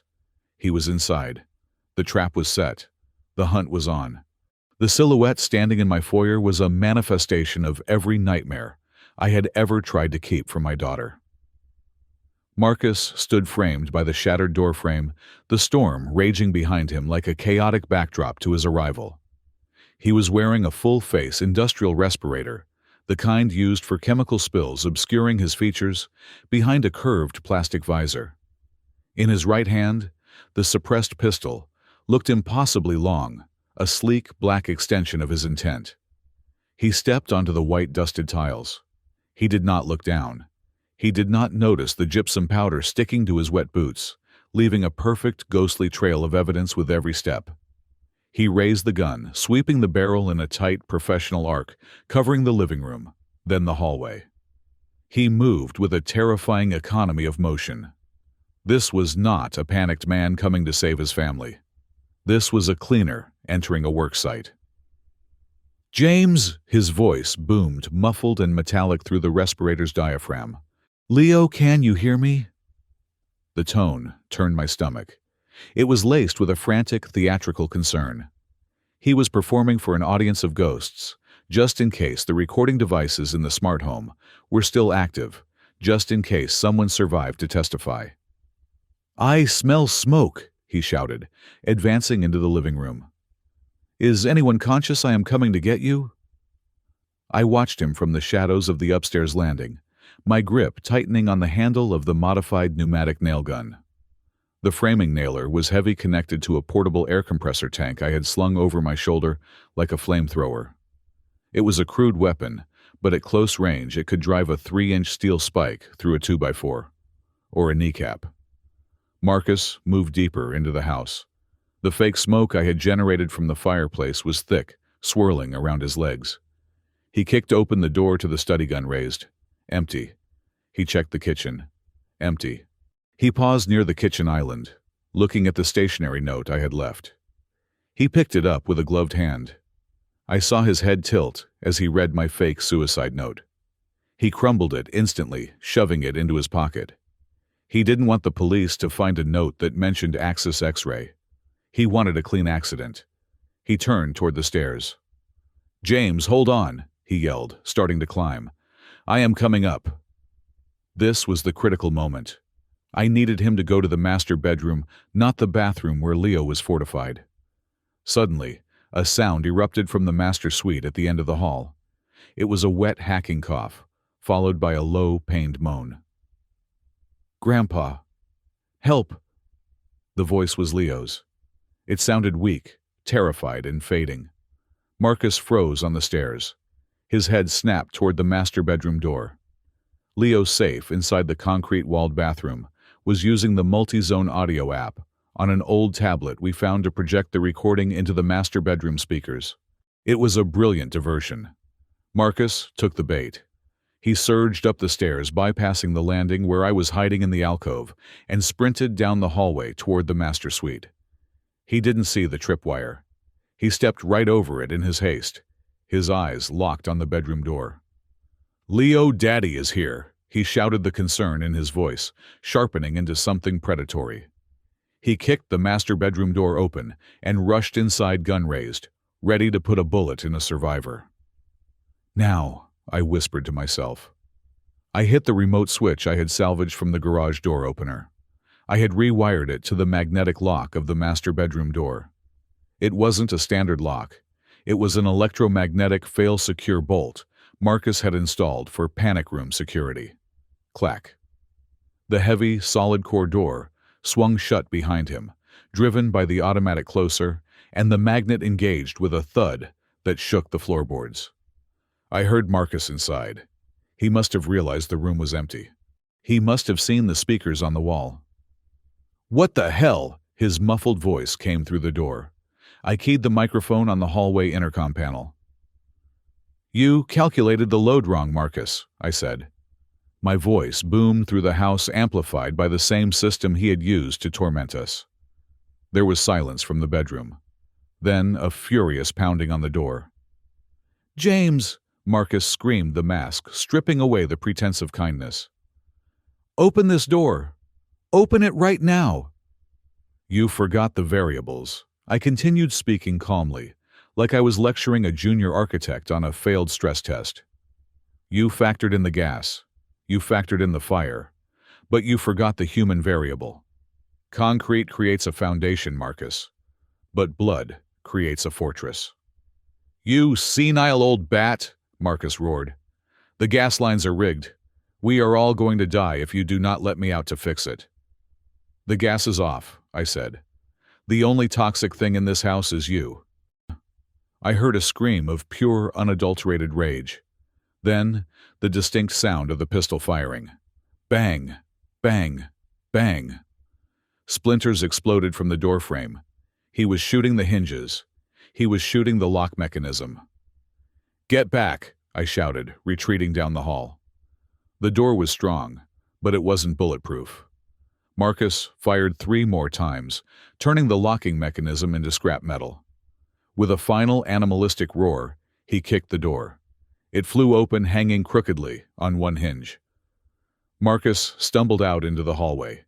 He ripped the gas mask off his face and threw it against the wall. His face was red, sweating, his eyes wild and manic. He looked like a man who had stared into the abyss and found it laughing at him. He saw me. I stood at the top of the stairs 20 feet away. I held the orange pneumatic nail gun with both hands, the air hose trailing behind me like a tail. He raised his pistol. "Drop it," he screamed.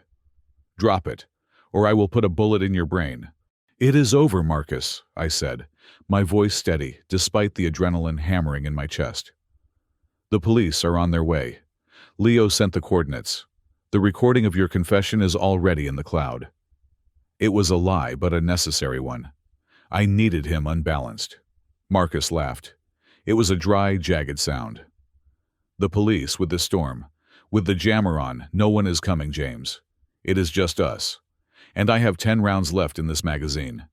He took a step toward me. The gun did not waver. "Why?" I asked. I needed to keep him talking. I needed him to close the distance just a little more. The nail gun had a limited effective range. "You have money. You have a career. Why destroy your own family?" Marcus stopped.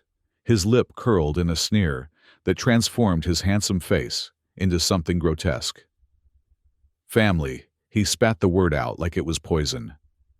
"You call this a family, a wife who is a walking zombie because she cannot handle reality, and a son who is broken." He gestured vaguely toward the bathroom door, where Leo was hiding. "Do you have any idea how much he costs me, James?" Marcus said, his voice dropping to a hiss. "Special schools, tutors, doctors, and for what he is a burden. He is a defective asset. He will never contribute. He will never be a legacy. He is just a sinkhole throwing money into the dark." I tightened my finger on the trigger safety. "He is your son." "He is a mistake," Marcus said coldly. "And you are just sitting on $5 million of equity waiting to die. I am a developer, James. I look at a piece of land and I see potential. But first, you have to clear the rot. You have to tear down the condemned structures." He took another step. He was 15 feet away. "I am doing Sarah a favor," he said, raising the gun to aim directly at my chest. "I am wiping the slate clean. With the insurance money, I can start over. I can build something perfect, something without flaws. I looked him in the eye. I saw the hollowness there, the absolute lack of empathy.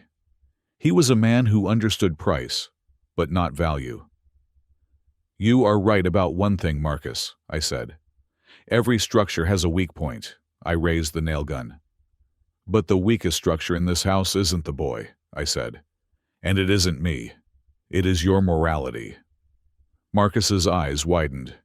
He realized too late that I wasn't holding a tool. I was holding a weapon. He squeezed the trigger of his pistol. At the same instant, I pulled the trigger of the nail gun. Bang. Thwump. His bullet went wide, shattering the window behind me as he flinched. My nail, however, flew true. It was a 3-inch framing nail, driven by 120 pounds of compressed air. It hit him in the right shoulder, punching through the expensive fabric of his raincoat and burying itself deep in the deltoid muscle. Marcus screamed. It was a high, shocked sound. The impact spun him around. He dropped the gun. It skittered across the hardwood floor, sliding toward the stairs. He clutched his shoulder blade instantly dark against his coat. He looked at the nail protruding from his flesh, his face pale with shock. "You shot me?" he gasped. "You crazy old bastard, you shot me." "I am framing the house, Marcus," I shouted, racking the slide of the nail gun to load the next nail. "Get down on the ground." But Marcus didn't get down. The shock lasted only a second, replaced by a blind berserker fury. He was 30 years younger than me. He was 6'2" and built like a linebacker. Pain didn't stop him, it enraged him. He roared and charged. I tried to aim for his leg to cripple him, but he was too fast. He closed the distance before I could line up the second shot. He crashed into me like a freight train. The nail gun flew from my hands, skidding across the floor. The air tank slammed into my ribs, knocking the wind out of me. We went down hard, a tangle of limbs and rage. I hit the floor with a bone-jarring thud. Marcus was on top of me instantly. His hands, slick with his own blood, went for my throat. "Die!" he screamed, spitting saliva into my face. "Just die, you old relic!" I struggled, thrashing beneath him. I drove my knee into his ribs, but he barely flinched. His thumbs pressed into my windpipe. My vision started to swim. Black spots danced at the edges of my sight. He was strong. Too strong. I could feel the cartilage in my throat grinding. "I am going to snap your neck," Marcus hissed, his face inches from mine, his eyes burning with insanity. "And then, I am going to drag that blind little freak out of the bathroom and throw him off the balcony." The mention of Leo sparked something in me. A reserve of strength that had nothing to do with muscle and everything to do with instinct. I couldn't let him win. I couldn't let him touch the boy. I flailed my right hand out, searching the floor. My fingers brushed against something cold and metal. The air compressor hose. I grabbed it. I looped it around Marcus's neck. I pulled. Marcus gagged. His grip on my throat loosened as he clawed at the rubber hose, constricting his own airway. I bucked my hips, using all my leverage to roll him over. We crashed into the wall, overturning a hallway table. A vase shattered, raining ceramic shards over us. I scrambled to get on top, but he kicked me in the chest. I flew backward, sliding on the gypsum powder I had laid down earlier. Marcus scrambled to his feet, gasping for air, the hose falling away. He clutched his bleeding shoulder, his chest heaving. The pistol. We both looked at it at the same time. It was lying near the edge of the stairs.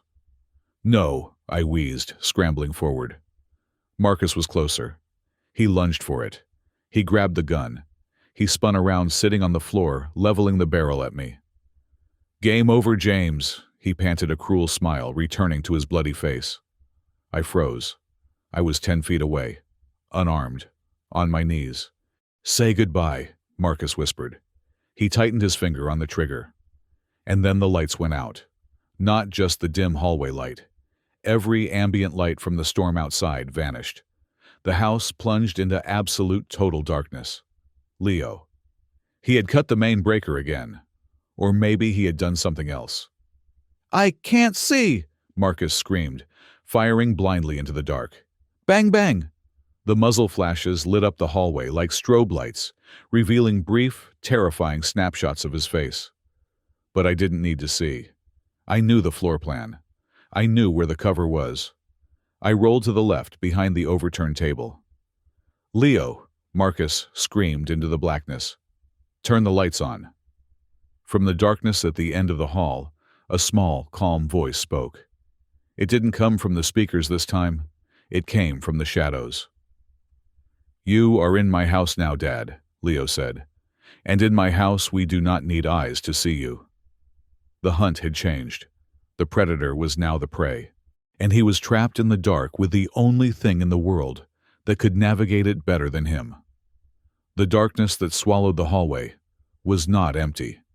It was heavy, textured, and alive, with the sounds of a struggle that had devolved into primal chaos. I was on the floor gasping for air, my ribs screaming from the impact of the fall.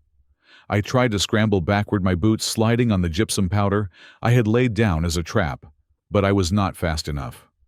I was 64 years old, and my body had been shaped by decades of inspecting static structures, not hand-to-hand combat. Marcus was 30 years younger, fueled by a cocktail of adrenaline rage and the desperate terror of a man watching his life implode. He found me in the dark, his hand slick with blood from the nail wound in his shoulder, clamped onto my jacket. He hauled me up and slammed me back down the back of my head, bouncing off the hardwood floor. Stars exploded behind my eyelids brighter than any lightning from the storm outside. "You think darkness saves you," Marcus screamed, his voice cracking. He was straddling my chest, his weight pinning me to the ground. I could feel the heat radiating off him, the smell of expensive cologne mixed with the copper tang of blood and the sour reek of fear. He jammed the barrel of the pistol against my forehead. The metal was freezing cold against my skin. It dug into the bone, a perfect circle of pressure that promised the end. "I gave you a peaceful way out, James," he hissed, spittle landing on my face. "You could have just gone to sleep. You could have drifted off in a gas-induced haze. It would have been painless, dignified. But no. You had to be a hero. You had to play engineer." I gripped his wrist with both hands, trying to force the gun away, but my strength was failing. The air compressor tank had bruised my ribs, and my lungs were burning. I was failing. The structural integrity of my resistance was crumbling under the load. "Do it!" I wheezed, staring up into the black void where his face was. "Pull the trigger, but you will never leave this house." "Watch me," Marcus snarled. "I am going to kill you. Then I am going to find that little broken freak and snap his neck. And then I am going to burn this place to the ground manually. No one will ever know." He cocked the hammer of the pistol. The mechanical click was the loudest sound in the world. And then the house changed. It wasn't a sound. It was a shift in air pressure, a presence. From the absolute darkness of the corridor, a voice whispered. It did not come from a specific direction.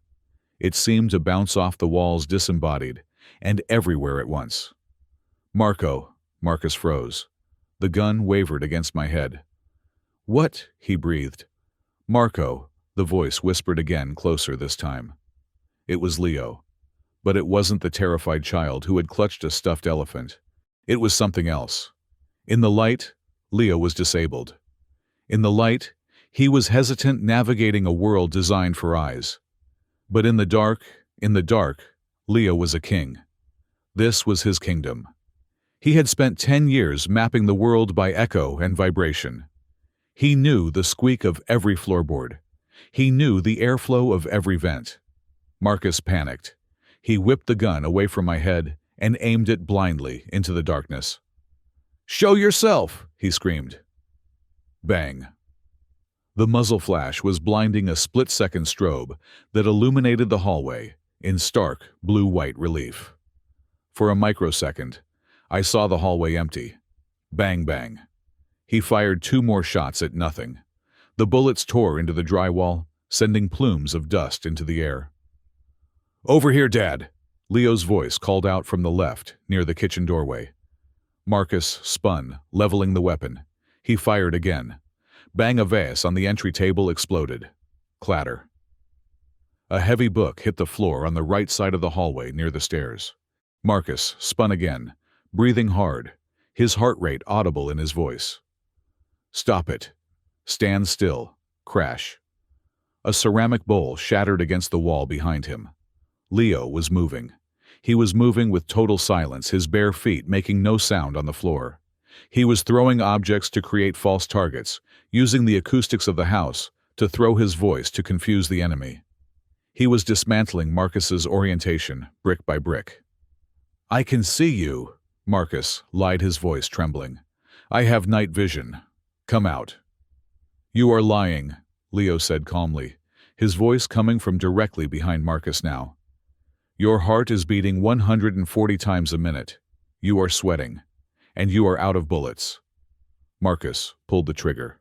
Click. The slide locked back. Empty. The realization hit Marcus like a physical blow. He let out a roar of frustration and threw the empty gun into the dark. It hit the wall with a heavy thud. I do not need a gun to kill a cripple, Marcus yelled. He lunged toward the sound of Leo's voice. No, I shouted, trying to sit up, but my body refused to cooperate. Leo, run! But Leo didn't run. He didn't need to. He had prepared the battlefield. I heard Marcus's heavy boots stomping on the floor, charging toward the staircase landing. He was moving fast, reckless, driven by blind fury. I am going to wring your neck, Marcus screamed. And then I heard it. The sound I had been waiting for. Squelch. Marcus's boot hit the patch of hardwood floor where I had poured the bottle of cooking oil earlier. It was a simple trap, crude and low-tech. Friction is the only thing that allows movement. Remove the friction, and you remove control. Marcus's feet went out from under him. It happened in slow motion in my mind, though in reality it was instant. His momentum carried him forward, but his legs were gone. He was airborne. Crunch. He hit the heavy oak banister of the staircase face first. The sound of bone hitting wood was sickeningly loud. Marcus let out a strangled cry, then tumbled backward, sliding down the oil-slicked floor until he hit the wall. He groaned a low, wet sound of pain. Now, I told myself. Get up, James. Move. I forced my battered body off the floor. I reached to my belt and pulled out my heavy tactical flashlight. I didn't turn it on yet. I crawled toward the sound of his groaning. I could hear him trying to push himself up. He was dazed, hurt, but he wasn't out. I stood up, swaying slightly. I aimed the flashlight at the spot where he lay. Hey, Marcus, I said. He looked up into the darkness. James. I pressed the button on the tail cap. 3,000 lumens of LED light exploded into the hallway. I had set it to strobe mode. The light pulsed at a chaotic frequency, a blinding, flashing assault that overloaded the optic nerve instantly. Marcus screamed and threw his hands up to cover his eyes. My eyes, I can't see. The strobe effect is disorienting. It messes with your balance, your depth perception. It makes the world look like a broken movie reel. I stepped forward. I didn't hesitate. I kicked him in the chest hard, driving him back against the wall. He slumped over, gasping. I reached into my back pocket and pulled out the pair of steel handcuffs. They were old, heavy, made of nickel-plated steel. They had belonged to my father, who had been a sheriff's deputy in the 1950s.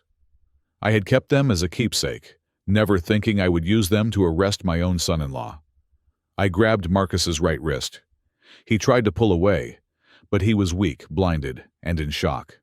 Click. I ratcheted the cuff tight. I dragged his arm over to the exposed radiator pipe, running along the baseboard. It was an iron pipe, hot with water from the boiler, bolted into the foundation of the house. You couldn't move it without a sledgehammer. Click. I locked the other cuff around the pipe. Marcus was secured. I kept the strobe light on his face for another 10 seconds, just to be sure, then switched it to a steady beam. He was a mess. His nose was broken from the impact, with the banister blood streaming down his chin. His expensive coat was ruined, soaked in oil and sweat. He sat there slumped against the wall, one arm chained to the heating pipe, looking small and pathetic. I stepped back, breathing hard, my chest heaving. It is done. The house was silent again, save for the storm outside. Leo, I called out. Soldier. You okay? From the shadows near the kitchen, a small figure emerged into the beam of my flashlight. Leo walked toward us. He wasn't shaking. He wasn't crying. He was holding his white cane in one hand, tapping it lightly against the floor to verify his position. In his other hand, he held a smartphone. It was Marcus's phone.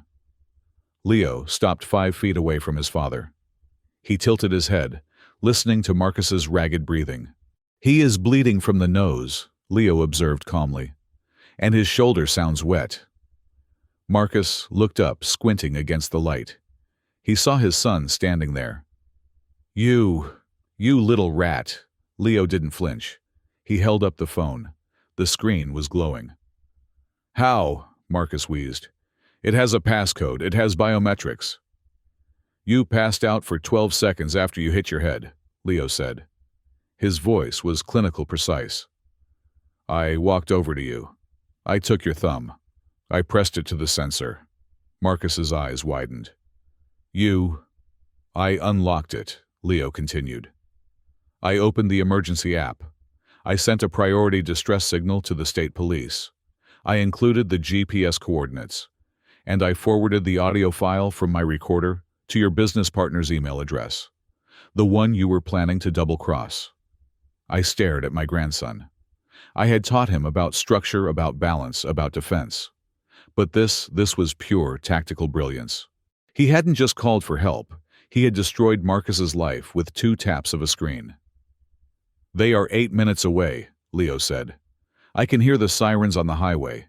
They are faint, but they are coming. Marcus slumped back against the wall. The fight went out of him. The arrogance evaporated, leaving only a bitter, poisonous residue. I did it for us, Marcus muttered, looking at the floor. I did it for the family. You don't understand the pressure, the debt. I was trying to save us. Save us? I stepped forward, the rage flaring up in my chest again. You tried to incinerate us.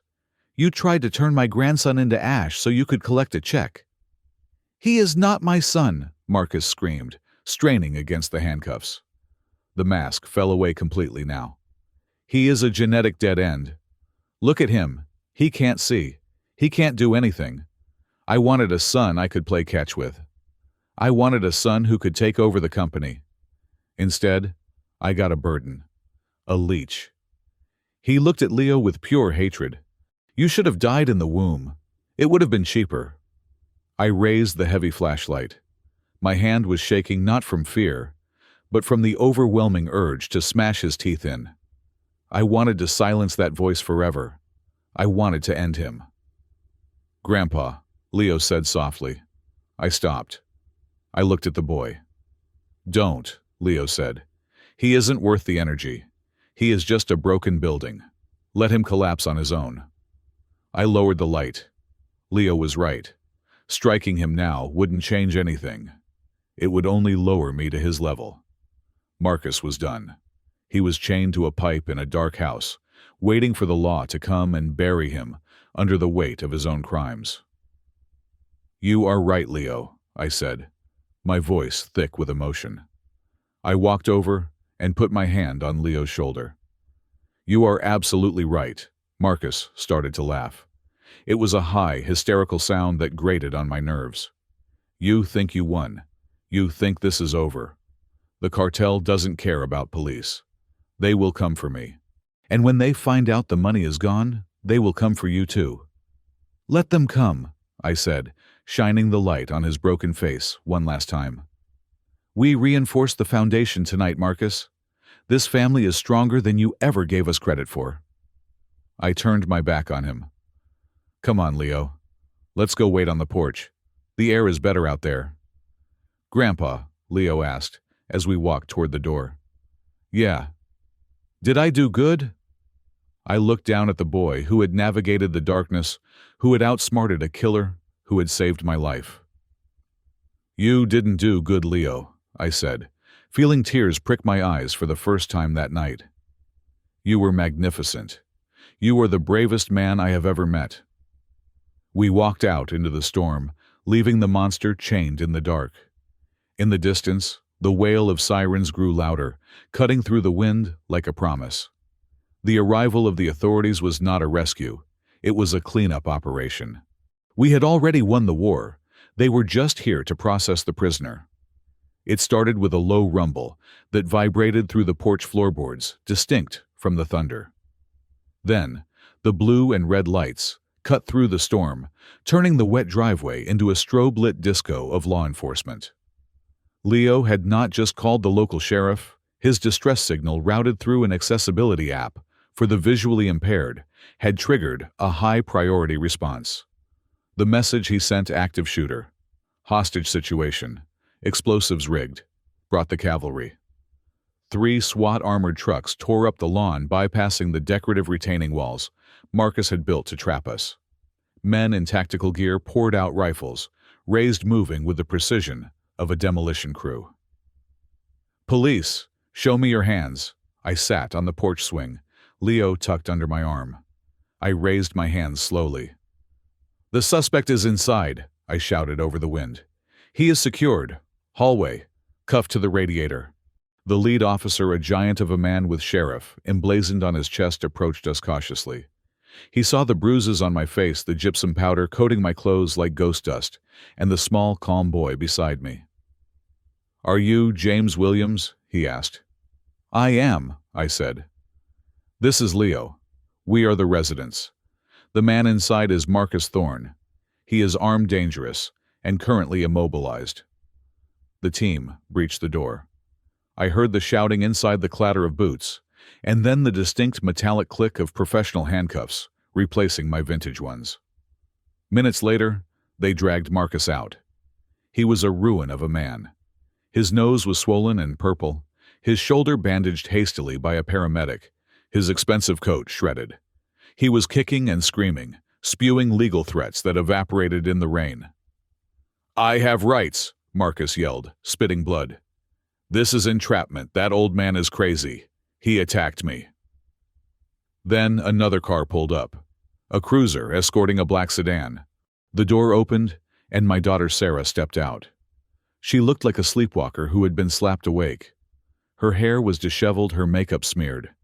She was wearing a heavy winter coat, clutching her purse with white knuckles. The airport police had intercepted her at the gate, just as she was boarding the flight to Mexico City, the flight she thought was going to Zurich. She saw the armored trucks. She saw the shattered front door. Then she saw Marcus pinned against the hood of a squad car, bleeding and screaming. "Marcus!" she whispered, her voice barely audible over the rain. Then she saw me. She saw the blood on my shirt, the bruises blooming on my neck where her husband had tried to strangle me. "Dad!" She ran toward the porch, stumbling in her heels. She fell to her knees in front of us, grabbing Leo's face, checking him for injuries. "Leo, oh my God, Leo, what happened? What is going on?" "It is okay, Mom," Leo said, his voice steady. "We fixed the house." The sheriff approached us. "Ma'am, we need to take your statement. Your husband is being charged with multiple counts of attempted murder." "Murder?" Sarah looked from the sheriff to Marcus, her eyes wide with confusion and horror. "No, that is impossible. We were going on vacation. He loves us." I stood up. My legs ached, but I felt taller than I had in years. I reached into my pocket and pulled out the evidence: the digital recorder, the stack of forged mortgage papers, the blueprints with the red ink. "He does not love you, Sarah," I said gently. "He loves leverage," and we stopped being useful. I handed the recorder to the sheriff. "Play track 1, date stamp 2 days ago." The sheriff pressed play. The volume was high enough for everyone on the porch to hear. Marcus's voice, clear and arrogant, cut through the night air. "The policy covers accidental structure fire and loss of life. $5 million. The old man is the cherry on top. Collateral damage." Sarah listened. Her face went slack. The denial, the confusion, the desperate hope that this was all a misunderstanding, it all drained out of her, leaving her pale and hollow. She looked at the man she had married, the man she had shared a bed, with the man who had been giving her vitamins to keep her docile. She stood up slowly. She walked over to the squad car where Marcus was being held. Marcus saw her. "Sarah, baby, listen to me. It is a deep fake. The kid manipulated the audio. You know how good he is with computers. They are framing me." Sarah looked at him. For the first time in years, the fog in her eyes cleared. The sedative haze lifted, burned away by the raw heat of the truth. "You switched the luggage tags," she said softly. "You packed your linen suits. I packed my winter coat. We were never going to Zurich." "Sarah, please," Marcus begged. She slapped him. It wasn't a theatrical slap. It was a hard, flat crack of palm against cheek that sounded like a gunshot. "Do not speak to me," she hissed. "Do not ever speak my name again." She turned her back on him and walked back to us. She collapsed onto the porch swing, pulling Leo into her lap, sobbing uncontrollably. I turned to the sheriff. "You need to see the basement," I said. "He rigged the HVAC system. It is a bypass on the main gas line. He turned the entire house into a fuel-air bomb. If the temperature had hit 70 degrees, we would be spread over 3 counties right now." I led the bomb squad technician down to the utility room. I showed him the solenoid valve, the rewired thermostat, the jumper cables on the window locks. The technician, a young guy who looked like he had seen too many movies, turned pale. "Jesus," he muttered. "This isn't just arson. This is a gas chamber. He built a death trap." "He engineered a collapse," I corrected him. "He just didn't count on the foundation fighting back." Back upstairs, the police were searching Marcus's rental car. They found it all. The fake passports, the one-way tickets to Mexico, a burner phone with text messages from a number linked to a known cartel associate demanding payment by Monday. It was over. The Vanguard Estates dream was revealed for what it was, a Ponzi scheme built on debt and blood. As they shoved Marcus into the back of the cruiser, he stopped fighting. He looked out the window. He didn't look at Sarah. He didn't look at me. He looked at Leo. Leo was standing on the porch, his hand resting on the railing.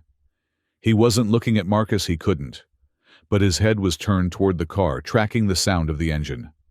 Marcus stared at the boy, and in that look there was no more anger, no more arrogance. There was only fear, a deep, primal terror. He had spent his life manipulating people, building structures of lies, controlling the narrative. But he had been dismantled by a 10-year-old boy who couldn't even see him. He had been beaten by the one thing he had dismissed as broken. The cruiser pulled away lights, flashing, taking the rot away from our lives. The house fell silent. The police finished their work, taping off the basement as a crime scene, taking statements, collecting the gypsum-covered boots and the nail gun. Finally, the last cruiser left. The storm had broken, leaving behind a crisp, clean silence.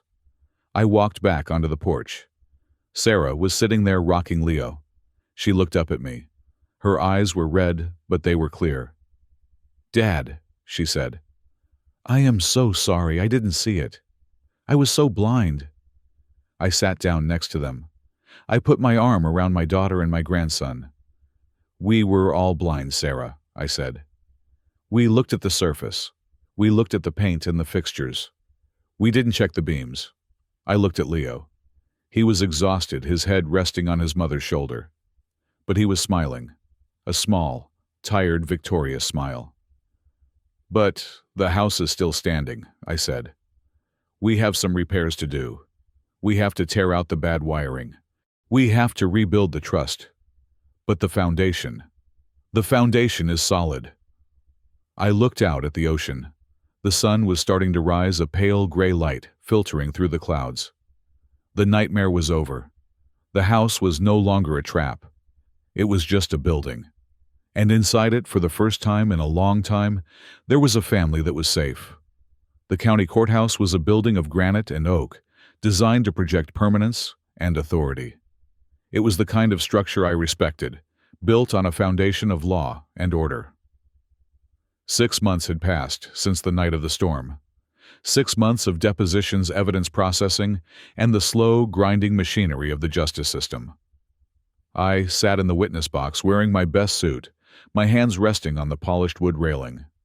I was not just there as a victim. The district attorney had called me as an expert witness. They needed James Williams, the forensic structural engineer, to explain to the jury exactly how Marcus Thorne had tried to turn a luxury home into a slaughterhouse. The courtroom was packed. The media had latched onto the story, calling it the smart home murder plot. But inside these walls, it was not a headline. It was a dissection of evil. "Mr. Williams," the district attorney asked, stepping toward the jury box, "in your professional opinion, could the modifications made to the gas line and the HVAC system have been accidental? Could they have been the result of a faulty renovation?" I looked at the jury, 12 men and women who looked tired but attentive. I adjusted the microphone. "No," I said, my voice steady. "In engineering, we look for intent in the design. An accident is chaotic. A failure is random. What I found in that basement was neither. It was a precise, calculated demolition sequence." I pointed to the blown-up schematics on the easel. The defendant installed a secondary solenoid valve. He bypassed the safety regulator. He wired the ignition source to a specific thermal trigger. "This is not plumbing. This is a delayed action fuse." He turned the entire volume of the house into a combustion chamber. He engineered an architectural assassination. Marcus sat at the defense table. He looked smaller than I remembered. The arrogance was gone, replaced by a sullen, hollow stare. He wore a gray suit that hung loosely on his frame. He refused to look at me. His defense attorney, a sharp-featured man named Stevenson, tried to paint a different picture. During his opening statement, he had argued that Marcus was suffering from a dissociative psychotic break brought on by financial stress and threats from the cartel. He claimed Marcus was not in his right mind, that he was hearing voices, that he was a victim of his own fractured psyche. "My client was under duress," Stevenson argued. "He was not capable of forming the specific intent required for first-degree murder. He was a man having a mental breakdown." It was a good story. It might have even worked. But we had the voice of truth on our side. The prosecution played the recording. The acoustics in the courtroom were excellent. Leo's digital recorder, plugged into the court's audio system, filled the room with clarity. "The policy covers accidental structure fire and loss of life. $5 million. The old man is the cherry on top. Collateral damage." The jury listened. They heard the calm, cold calculation in Marcus's voice. They heard the ice clinking in his glass. They heard a man discussing the murder of his wife, his son, and his father-in-law with the same emotional detachment as a man ordering a sandwich. There was no psychosis in that voice. There was no panic. There was only greed. When the tape ended, the silence in the room was absolute. The insanity defense evaporated in the air, dispelled by the chilling reality of Marcus's own words. The prosecution calls Leo Thorne to the stand. The heavy oak doors at the back of the room opened. A murmur went through the gallery. Leo walked in. He looked taller. He was wearing a small blazer and a tie. In his left hand, he held a harness handle. Walking beside him, steady and alert, was a golden retriever named Atlas. This was his new guide dog, a symbol of the independence he had claimed for himself. Leo walked down the aisle, Atlas, guiding him around the benches and the partition. He moved with a confidence that made my chest tight with pride. He found the witness stand. The bailiff helped him sit, and Atlas lay down quietly at his feet. "Do you swear to tell the truth, the whole truth, and nothing but the truth?" the clerk asked. "I do," Leo said. His voice was clear, ringing off the high ceiling. It was the voice of a boy who had been silenced for 10 years and was never going to be quiet again. The district attorney walked over gently. "Leo, can you tell the jury what you heard in the months leading up to the incident?" Leo folded his hands on his lap. He turned his face toward the jury. Even though his eyes were unseeing, his gaze was intense. "I heard everything," Leo said. "My father thought that because I could not see him, he did not need to hide from me. He thought I was just a piece of furniture. He used to talk on his burner phone in the car while I was in the back seat. He talked about the debts. He talked about the Vanguard project failing. He talked about how much better his life would be if he didn't have a disabled son." A woman in the jury box wiped a tear from her eye. Marcus stared at the table, his jaw clenched. "He used to say that the walls have ears," Leo continued, his voice hardening slightly. "He was paranoid about the police. He was paranoid about his partners. But he forgot one thing. He forgot that I was the ears. I was the witness he never saw coming." The defense attorney declined to cross-examine him. He knew better. You do not attack a blind child who just delivered a eulogy for his father's character. Then came Sarah. My daughter took the stand. She looked like a different woman than the ghost who had wandered through that house 6 months ago. She had cut her hair. She wasn't wearing the heavy makeup Marcus had always insisted on. She looked like herself again. She testified about the pills, the gaslighting, the isolation. "He told me I was sick," Sarah said, her voice trembling with anger. "He told me I was forgetting things. He made me believe I was losing my mind so I would not question why he was taking over the finances. He forged my signature on the second mortgage. He took out the life insurance policies without my knowledge. He was not just stealing my money, he was stealing my reality." She produced the divorce papers already filed. She produced the bank statements showing the millions of dollars Marcus had funneled into offshore accounts that the FBI had since frozen. "He is a monster," Sarah told the jury, looking directly at Marcus. "I trusted him with my life. I trusted him with my son.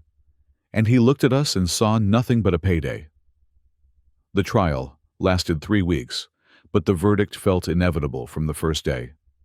The jury deliberated for less than 4 hours. When they returned, the foreman stood up. He was a structural engineer himself, a man who understood exactly what the evidence meant. "We find the defendant Marcus Thorne guilty on all counts."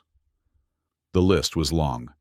3 counts of attempted murder in the first degree, insurance fraud, aggravated assault, child endangerment, abuse of a disabled person. The judge, a stern woman with zero tolerance for predators, looked over her glasses at Marcus. "Mr. Thorne, you have displayed a level of callousness that is frankly shocking," she said. "You used your skills as a developer not to build but to destroy. You targeted the most vulnerable members of your own family. You turned a home into a weapon." She paused, shuffling her papers. "I am sentencing you to 25 years in the state penitentiary, without the possibility of parole. You will serve every day of that sentence. And when you are released, if you are still alive, you will be an old man with nothing left to your name. Case closed." The gavel came down. Bang. It sounded like the final nail being driven into a coffin. The bailiffs moved in to cuff Marcus. He stood up, looking dazed. He looked back at the gallery. He looked for Sarah. He looked for Leo. But they were already walking out. I stayed for a moment. I stood by the railing watching them chain him up. Marcus looked at me. His eyes were pleading, begging for some acknowledgement, some scrap of connection. I looked at him the way I would look at a building that had been condemned. There was no anger left. There was no hate. Just a cold, professional assessment of a structure that had failed because its foundation was rotten. He was rubble.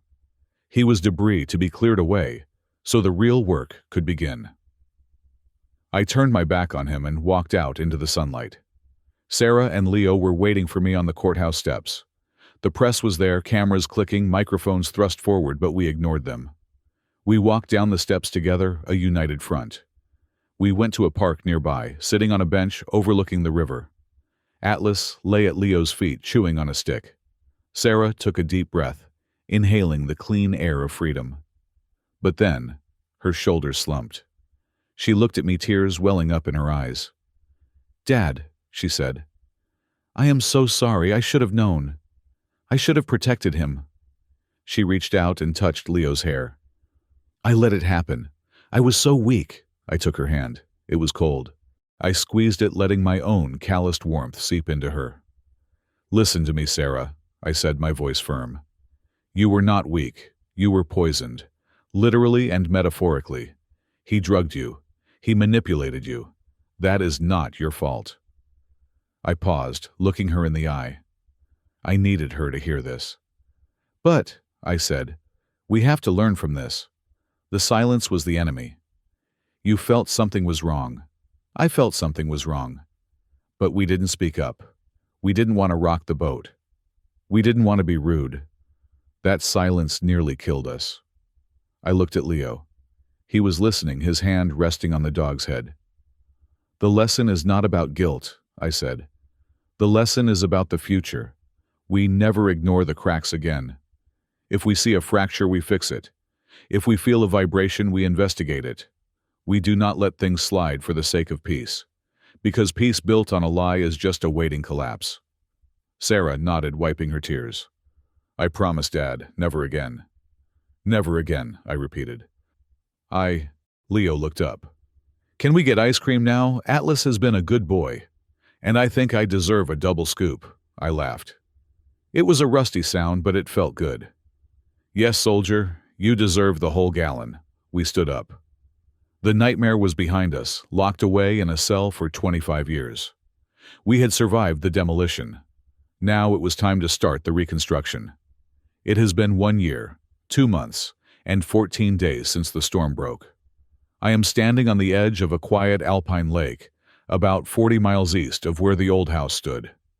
The air here smells different. It smells of pine resin, wet earth, and sawdust. There is no smell of ozone. There is no hum of electricity. There are no servers blinking in the dark, no cameras watching us from the eaves, and no digital voices telling us what the temperature is. I am holding a chisel, a piece of hardened steel with a handle made of ash wood. I am working on a mortise and tenon joint, an ancient method of connecting 2 heavy timber beams. No nails, no screws, no glue, just wood fitting into wood held together by gravity and friction. It is the most honest connection in the world. If it fits, it stands. If it does not, it falls. There is no place for a lie to hide in a timber frame.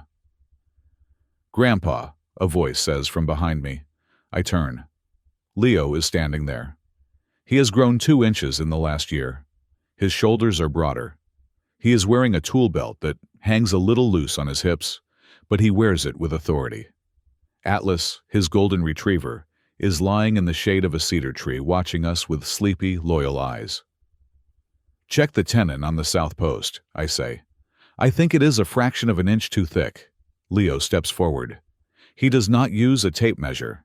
He does not use a laser level. He runs his hand along the grain of the massive Douglas fir beam.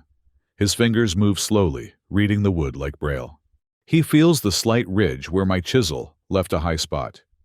He feels the texture, the density, the truth of the material. Top corner, Leo says, tapping the wood. It is high, maybe 1/32 of an inch.